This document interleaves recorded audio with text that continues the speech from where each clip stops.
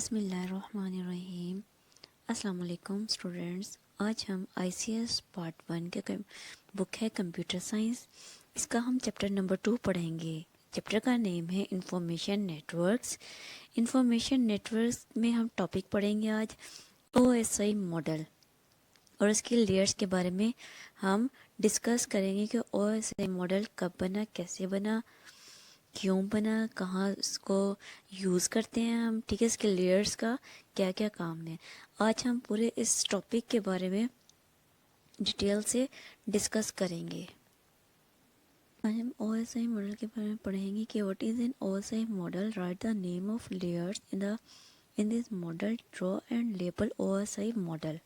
ठीक है, OSI model की डेफिनेशन को देखते हैं हम कि OSI मॉडल है क्या। OSI मॉडल 1976 में डेवलप किया गया था। ये डेवलप किया था ISO ने।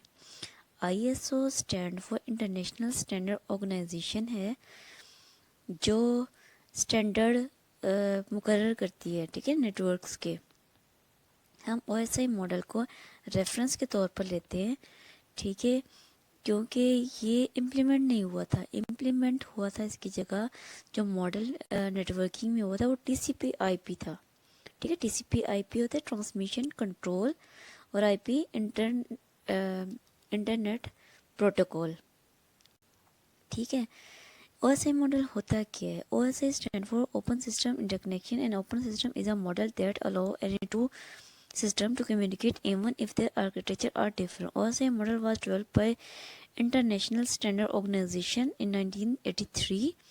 ठीक है, it provided a logical framework for data communication process to interact across network. The standard were created for computer industry to allow different network to work together efficiently. ठीक है, जैसे मैंने आपको बताया था कि डेवलप हुआ था 1976 में। ठीक है, किसने डेवलप किया था? OSI ISO ने, यानी कि इंटरनेशनल स्टैंडर्ड ऑर्गेनाइजेशन ने। लेकिन इस पर इम्प्लीमेंटेशन हुई थी 1986 में। ठीक है, इसको हम रेफरेंस के तौर पर ले लेते हैं। ठीक है, और इस OSI मॉडल होता क्या है, जब डेटा को हमने एक नेटवर्क से दूसरे नेटवर्क पर पहुंचाना होता है तो उसके लिए हमें एक नेटवर्क या स्टैंडर्ड की ज़रूरत पेश आती है। ठीक है, जिससे हम डाटा को एक नेटवर्क से दूसरे नेटवर्क पर ट्रांसफ़र कर सकते हैं। तो OSI एक ऐसा मॉडल है जिससे हम डाटा को ट्रांसफ़र कर सकते हैं इवन अगर इनके आर्किटेक्चर भी डिफरेंट हो। ठीक है, OSI मॉडल का बनना इसलिए ज़रूरी था कि लोग आपस में एक दूसरे के साथ डाटा शेयर कर सकें और अपना काम वक्त पर कर सकें, उनको आसानी हो डाटा सेंड करने के लिए। ठीक है, तो ISO ने इसको फिर डेवलप किया था। ठीक है, जाहिर है जो काम जिस काम की हमें ज़रूरत पेश आती है उसी को ही हम डेवलप करते हैं ताकि हम उसको बरवेकार ला सकें। यहाँ पर लिखा हुआ है कि इसको 1983 में ISO ने डेवलप किया था। ठीक है, 1983 में ये लॉन्च हुआ था, ठीक है, TCP/IP के नाम से, जबकि ये बंद तो चुका था 1976 में। OSI model consists of 7 layers. Each layer performs a specific function in network communication. The layers are divided into two groups. ठीक है, OSI मॉडल के 7 लेयर्स हैं। ठीक है, जो हम कम्युनिकेशन में इसको यूज़ करते हैं। इसको फर्दर 2 ग्रुप्स में डिवाइड किया गया इन लेयर्स को। एक है अपर लेयर और सेकेंड है लोअर लेयर।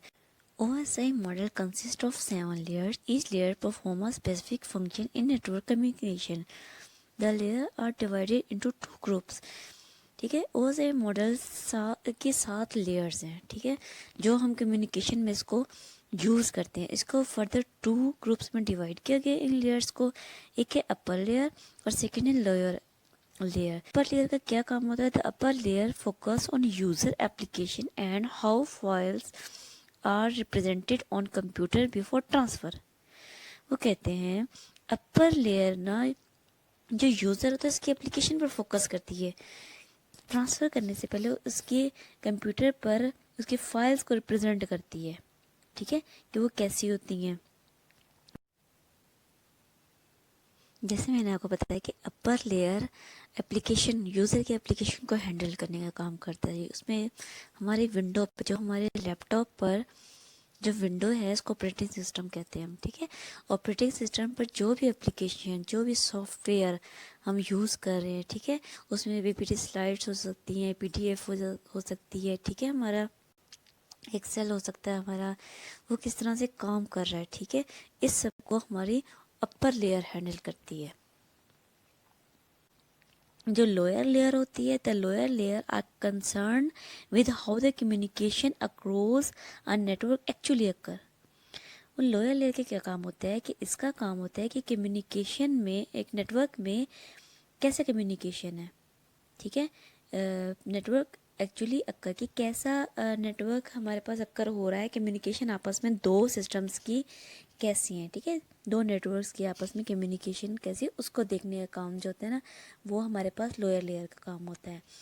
आगे हम इसके पढ़ेंगे layers of OSI model. OSI model consist of 7 layers that are as follows. अच्छा, इसकी जो फर्स्ट लेयर है ना, वो है एप्लीकेशन लेयर, ठीक है, presentation layer, session layer, transport layer, network layer, data link layer, physical layer, ठीक है। ये इसकी 7 लेयर्स हैं। हम इसको कैसे देखते हैं, देखिए नीचे OSI मॉडल दिखाया गया है कि एप्लीकेशन एक साइड पे, राइट साइड पे application, presentation, session, transport, network, data link और फिजिकल है, ठीक है। और इनका आपस में एक दूसरे के साथ कम्युनिकेशन दिखाया गया है कि एक साइड पे भी ये 7 लेयर्स हो और दूसरी साइड पे भी 7 लेयर्स हो, तो वर्चुअल लिंक के थ्रू और डायरेक्शन ऑफ डाटा फ्लो, ठीक है। देखिए एक साइड से अगर हम ट्रांसफ़र करें डाटा को, ये देखिए एक साइड से ट्रांसफ़र होता हुआ दूसरी साइड पर जा रहा है, ठीक है, तो ये इसी तरह उस साइड से भी निकल कर राइट साइड से भी लेफ़्ट साइड पर भी जा सकता है, मतलब दोनों साइड भी कम्युनिकेशन होती है इसमें हमारे पास। इसके लेयर्स को डिफ़ाइन करने से पहले मैं आपको एक डिफरेंस बता दूं कि मॉडल और प्रोटोकॉल में क्या फ़र्क है, ठीक है। प्रोटोकॉल्स होते हैं सेट ऑफ रूल्स, स्टैंडर्ड, ठीक है, जो भी हम, जैसे मैंने आपको एक एग्जांपल दी थी कि जैसे ट्रैफिक के रूल्स होते हैं, उनको फॉलो करते हुए हम अपना ट्रैफिक ड्राइव करते हैं, ठीक है। तो इसी तरह हम नेटवर्क को भी अकॉर्डिंग टू रूल हम यूज़ करते हैं, ठीक है। जो मॉडल होता है ना, मॉडल का मतलब होता है किसी चीज़ की बनावट। जैसे आपका एक, हम घर के एक एग्जांपल ले लें, हम कहते हैं घर का मॉडल है, तो आप उसको अच्छे से समझ सकते हैं, ठीक है। या हम एक ट्रैफिक का, सपोज किसी गाड़ी का मॉडल ले लेते हैं, तो आप उसको देख के पहचान लेते हैं कि इसका आर्किटेक्चर कैसा है, किस तरह से बनी हुई है ये, ठीक है। डिफरेंट बिल्डिंग्स का, जैसे हम रोड का मॉडल ले लें, ठीक है, तो हम किसी भी चीज़ को डिफ़ाइन करने के लिए क्या उसका मॉडल बनाते हैं हम, ठीक है। इसी तरह नेटवर्किंग में भी हमारे पास इसका मॉडल है ताकि हम इसको अच्छे से समझ सकें, ठीक है। समझने के लिए इसका मॉडल बनाया गया था कि किस तरह से काम करता है, कितनी लेयर्स पर मुश्तमिल होता है, कौन कौन सी लेयर का क्या काम होता है, तो ये सब और इस मॉडल में आता है। तो इसमें हम मॉडल और प्रोटोकॉल को हम इसका डिफरेंस थोड़ा सा समझ लें, ठीक है, ताकि हमारे जहन में कि मॉडल क्या चीज़ है और हमारे पास रूल्स क्या चीज़ हैं, प्रोटोकॉल्स क्या चीज़ है, ठीक है।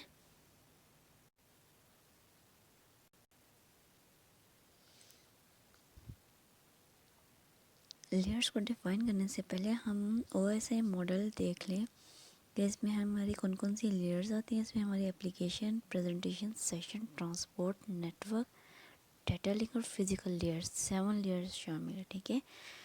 जो ऊपर वाली 3 लेयर्स है ना, जो सबसे पहले नेटवर्किंग में यूज़ होती हैं, ठीक है, वो एप्लीकेशन, प्रेजेंटेशन और सेशन है, इसको हम अपर लेयर भी कहते हैं। और बाकी जो ये 4 लेयर्स हैं ना, इनको हम लोअर लेयर कहते हैं।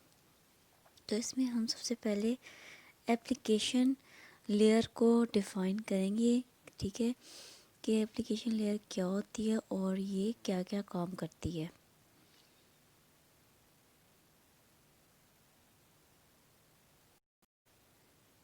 Briefly describe the function of application layer in OSI model. The application layer is the topmost layer of OSI model, ठीक है। इसकी टॉप मोस्ट लेयर होती है, सबसे ऊपर वाली layer. It provide service directly to user application, ठीक है। तो कहते हैं अपने डायरेक्ट सर्विसेज प्रोवाइड करता है यूज़र एप्लीकेशन। यूज़र कौन होते हैं? हम होते हैं, इंसान होते हैं, ठीक है, या ये सॉफ्टवेयर भी हो सकते हैं।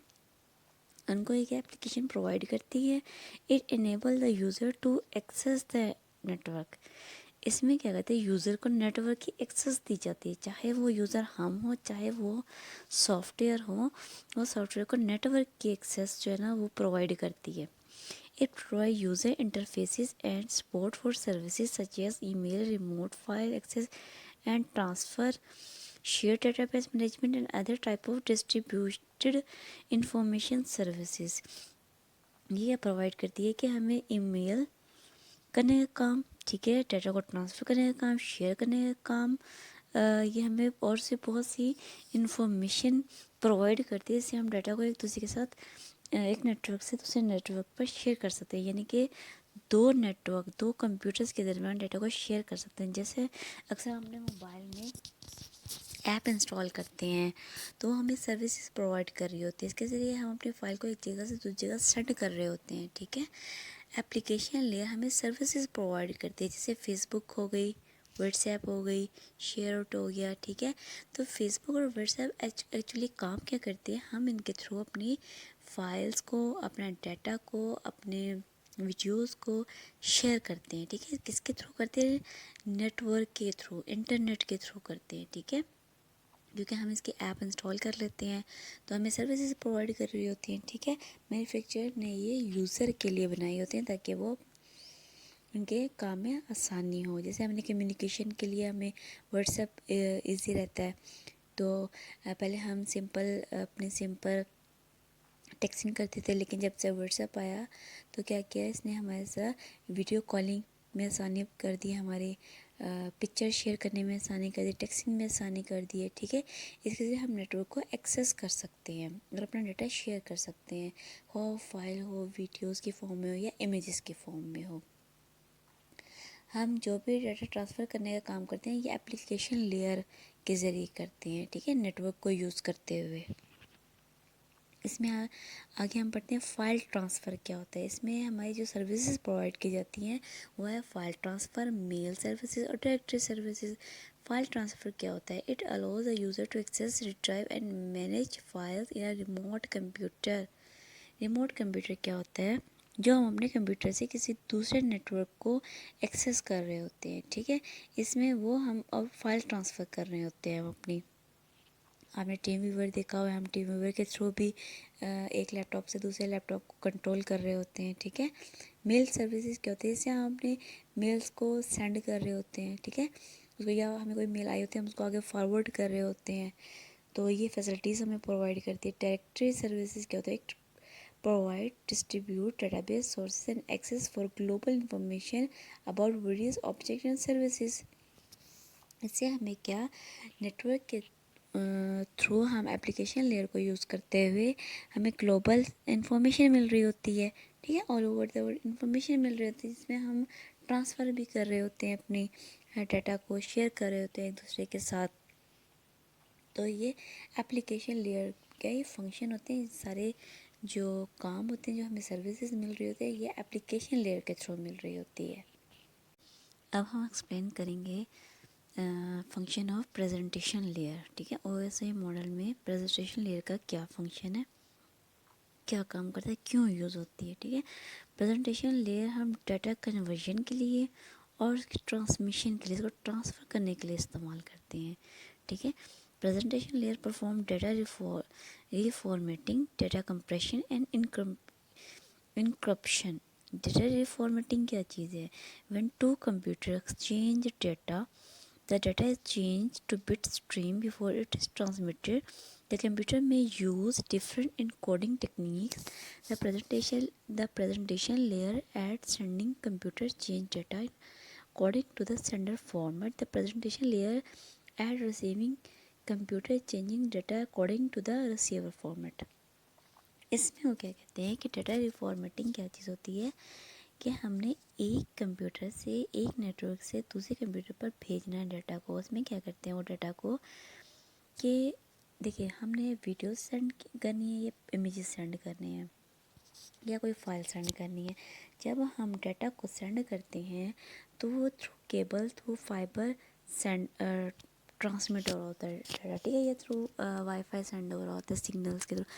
तो उसमें क्या होता है कि हमारी ये तमाम चीज़ें, फाइल्स, वीडियोस, ये डिजिटल सिग्नल्स में कन्वर्ट हो जाती हैं, ठीक है, बाइनरी फॉर्म में कन्वर्ट हो जाती हैं। ये क्या होता है, इसलिए क्या काम होता है कि हमारी पिक्चर वाले डाटा को कि किस शक्ल में लिख कर आना है, ठीक है, किस तरह सेंड करना है इसको, हमने वीडियोस को कैसे सेंड करना है इसमें, ठीक है। तो इसमें क्या करते हैं कि डिजिटल फॉर्म में हमारा डाटा कन्वर्ट हो जाता है। जब ये रिसीवर तक पहुंचता है तो ये अपनी असली हालत में वापस आ जाता है, ठीक है। पहले डिजिटल सिग्नल्स में बाइनरी सिग्नल फॉर्म में कन्वर्ट हो जाता है डाटा। फिर जब रिसीवर तक ये पहुंचता है तो ये अगर तो हमने इमेज सेंड किए हैं तो रिसीवर पर पहुंचने के बाद हमें इमेज मिलते हैं। जैसे आप व्हाट्सएप पे अपने सेंड करते हैं डाटा को, आपने किसी को इमेज सेंड किया है तो वो इमेज ही वहाँ पर जाके मिले, लेकिन क्या वो दरमियान में जो हमने चैनल यूज़ किया है, हमने क्या नेटवर्क यूज़ किया दरमियान में, ठीक है। इसकी एग्जांपल में हम ले लेते हैं आस्की, ले लेते हैं। जैसे आस्की है American standard code for information interchange. इसका क्या काम होता है कि हमारे टेक्स्ट डाटा को बाइनरी फॉर्म में कन्वर्ट करना, ठीक है। जो भी कुछ हम लिखते हैं उसको बाइनरी फॉर्म में, क्योंकि हमारा computer understand he binary form को करता है, ठीक है। जिफ जो हम गिफ यूज़ करते हैं वो हम इमेजेस के लिए यूज़ करते हैं, इमेज सेंड करने हो। जेपीजे भी हम इमेजेस के लिए यूज़ कर सकते हैं, ठीक है। जैसे हम अपने फाइल्स के लिए हम डॉक्यूमेंट या एक्सेल या पीपीटी स्लाइड जो माइक्रोसॉफ्ट ऑफिस है वो यूज़ करते हैं, ठीक है। तो जैसे हमने बहुत बड़ी फाइल सेंड की है, ठीक है, तो इसको वो ट्रांसलेट करता है, पढ़ता है उसको, ठीक है, उसको डिजिटल सिग्नल्स में कन्वर्ट कर देता है। नेक्स्ट हमारा क्या है, इनक्रप्शन। इनक्रप्शन में क्या होता है, the presentation layer encrypt data before transmission. It means that the sender transform the original information to another form and send results a message over a network. The receiver again transform the message back to original form. It is called decryption. देखिए encryption क्या चीज़ होती है, जब कोई sender अपने data को send करता है, ठीक है, वो सिक्योर कर लेता है उस डाटा को।